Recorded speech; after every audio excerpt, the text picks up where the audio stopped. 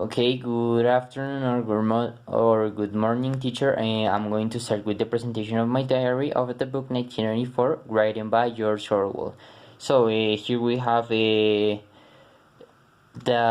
sentence: Big Brother is watching you, and this thing that is Ingsoc. Ingsoc is like the name of the party, I guess, but in the book it isn't said so far. So let's start. I'm going to start with 1984, George Orwell. The eye, like the eye of the big brother that is always watching you. So I'm going to start. Winston slipped quickly through the glass of Victorian mansions. Okay, the story starts when a man called Winston started to run because there was a lot of wine, yes, and he had to get into Victorian mansions. That was the place where he lived. So the eyes follow you about when you move. Big Brother is watching you. Big Brother's watching you is like one of the sentences that are most repeated in the book, and it's because like when he got into Victorian mansions, he went to his flat, and he went to a flat, not his flat but a flat, and in the flat there was a big poster that said this thing: Big Brother is watching you. So that's why he was so impressed, because the eyes look at you about when you move. So it was like frightening that the eyes followed you about when you move. So that's why he just got impressed. The telescreen, there was no way of shooting the telescreen off. So while he was watching what was in the flat, he noticed that there was a telescreen, and the telescreen followed you like the eyes of Big Brother, but it could hear you and see you everywhere you were. So he was like in the flat, looking all the things, and he went to the window where he saw in the street this poster that is like the word Ingsoc. As I told you, that I don't know its meaning so far. So the poster was like down street, flat covering and uncovering that word. So he started to talk about how was the city where he lived. Actually, he was living in London, but London was at Oceania and not at Europe. So it's like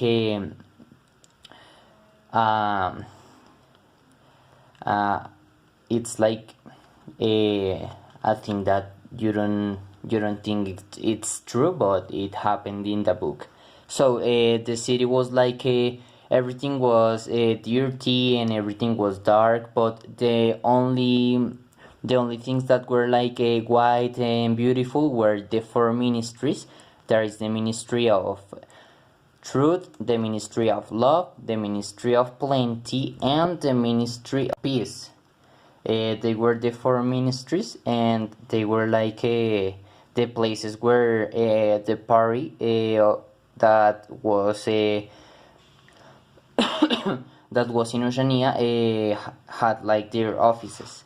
So he was an employee at the Ministry of Truth, and in the ministry they weren't allowed to buy books in the city, in the downtown. But he saw a book, and that book was old. He had seen it lying in the window of a shop at downtown, so he decided to buy it to make a diary. Suddenly, Winston began writing in sheer panic. April 4th, 1984. Last night to Netflix, all war films. So Winston went to his home, to his flat, and he realized that he could started to write how was that how was the life in that time, because he had like a part of the flat where the telescreen couldn't see you. The telescreen could hear you, but it couldn't see you because it was like hidden. So he began to write about an experience that he had in the cinema, I guess, and is that uh, like they were transmitting a war film, and a woman that is like a normal woman started to say that all of them were films, that the children were watching them, and it was like a bad idea. So here we go. And Winston stopped writing when a memory came to his mind. Nobody cares what the pros say. Typical. As I told you, the woman was a pro, so she was like shouting that they were only children. So he was thinking about the thing of the woman when he started to think about something that happened at the ministry, and it was like that he was at his office when when a girl got into like his office, and a man too. So he said that he didn't like that girl, and that man was like another man of the list. So the hate had started. As usual, the face of Emmanuel Goldstein. So as I was telling you, that girl and that man got into his office, or the place where he worked, because they were going to make a thing that is called 2 minutes hate, and is that they started to shout and to tell a lot of things about the enemy of the party, that is Emmanuel Goldstein. Emmanuel Goldstein, as you can see, Goldstein had been an important person, almost as big Big Brother himself.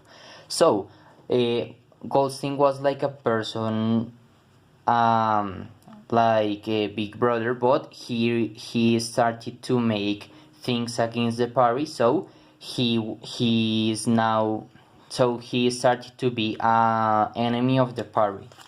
And now Goldstein is the commander of an army. So Goldstein now is the commander of an army that is against the party, and that's like whole Oceania is here.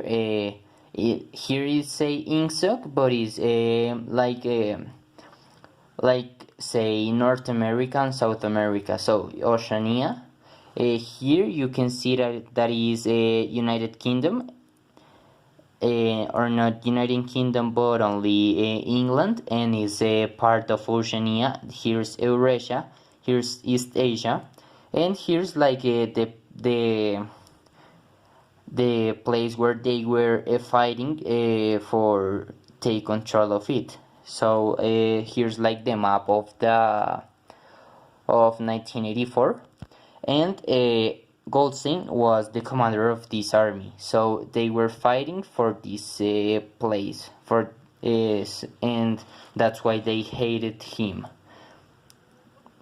So Winston was in the 2 minutes hate. He was hating Goldstein when Winston hatred has turned against Big Brother. Okay, as I was telling you, he was at the 2 minutes hate. He was hating Goldstein when he started to feel that hatred against Big Brother. He started to say that Big Brother was the bad person.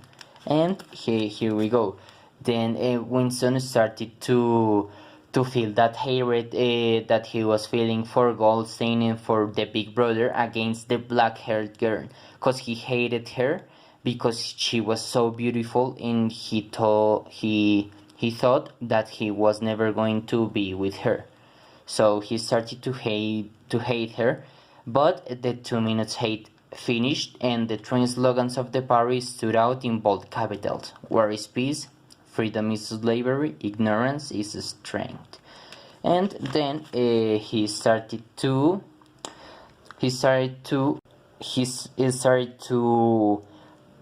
notice that O'Brien was looking at him. I forgot to tell you something, and is that just let me check here. No, here, no, here. That man that was that he told that man that he didn't like him was called O'Brien. So O'Brien was looking at Winston, and Winston felt that O'Brien was feeling the same as him. So that O'Brien was feeling like hatred against Big Brother and not Goldstein. So there was a fraction of a second when their eyes met, and Winston thought that O'Brien told him, "I know precisely what you are feeling, but don't worry, I'm on your side." So that were like the words Winston thought that O'Brien told him, and so he started to feel like that hatred against Big Brother. And when he went home, he started to write down with Big Brother in capital letters, but he was writing down with Big Brother, but then he was like thinking that it was wrong. And he started to realize that with that works that he wrote that were done with Big Brother, he had committed thought crime, and thought crime was not a thing that could be concealed forever. So he was thinking that he was already dead, but he had like the hope that that moment when thought police killed him never happened. So while he was thinking about this, there was a knocking in the door, and he just felt a lot of panic.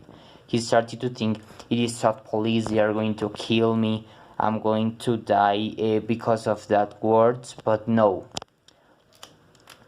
it wasn't thought police, it was Mrs. Parson, the wife of a neighbor. She wanted him to have a look at their kitchen sink. So he just like breathed and went with her to repair their kitchen sink. And when he looked the Parsons flat, he realized that it was bigger than him, but more disorganized.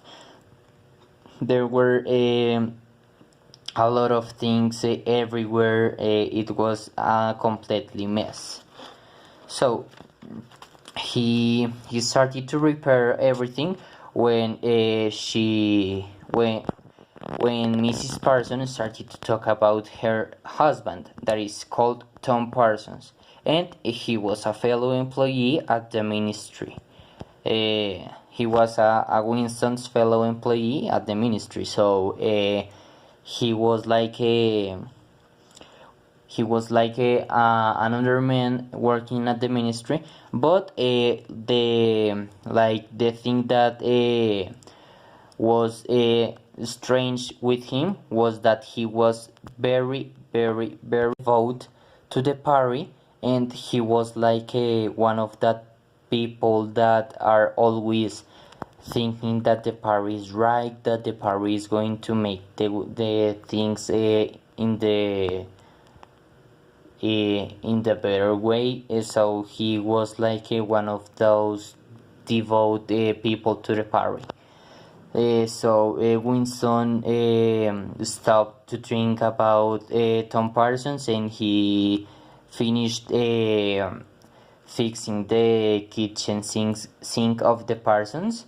And while he was walking to the living room, a child, like a 9-year-old, started to scream, "Up with your hands, traitor, thought criminal." He was the Parsons child, and he was with his little sister, like shouting all the things to Winston, and he had a gun in his hand, but Winston thought that it was a joke, but Mrs. Parson was like in shock because her child could do very bad things, because the children in that book are like the most devout people to the party, and they were like that everything was okay with the party and everything was wrong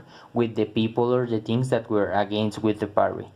So Winston went to his flat again, and he started to think about O'Brien and a dream that he had just before meeting O'Brien. But here's the thing, is that Winston didn't know if he met O'Brien before or after that dream, because Winston in that dream was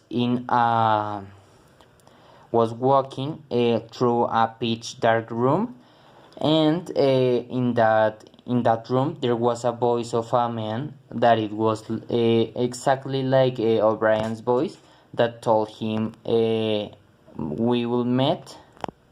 No, we shall meet in the place where there is light." So he started to think about that sentence, and he started to realize that it could be related to the look like to the just wait to the fraction of second when O'Brien's eyes and Winston's eyes met, that it was related to that. So it's like a hypothesis. So Winston was thinking about O'Brien in that dream when the telescreen told that there was a news flash, and the news flash arrived from the Malabar front. They won the war that was that they were like doing at that time, but as soon as the telescreen voice told we won, Winston thought that bad news were coming, and he was right. There were not bad news that were like we lost or something like that, but they were about the chocolate, and that they were going to have a low ration of chocolate. So he started to think that I just everything was bad with the party, and that they were watching you every time, everywhere you were.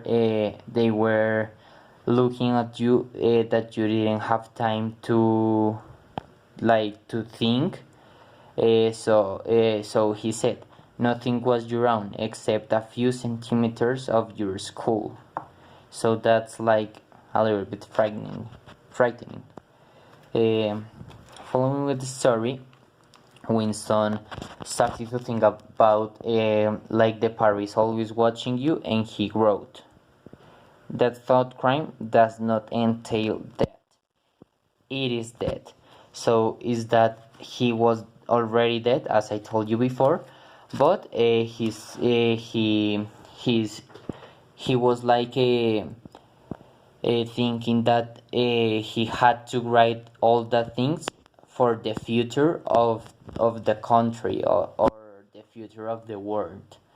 And Winston stopped writing, stopped thinking all the things, and remembered a dream that he had with his mother and his sister.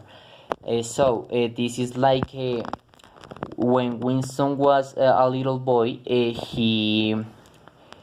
He was alive, but his family do not. Why?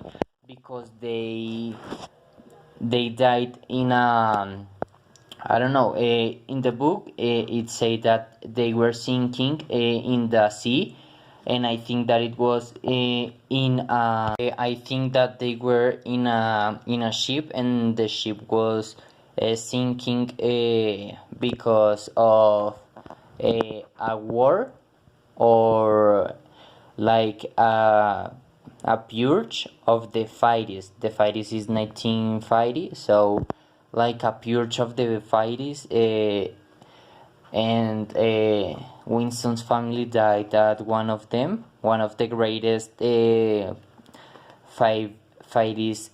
purge. So he was dreaming about that experience, that he saw how his family died while he was alive. So this is like how I'm going. In the page 13, as you can see. I'm in the page 30, and that's all. Thank you, teacher.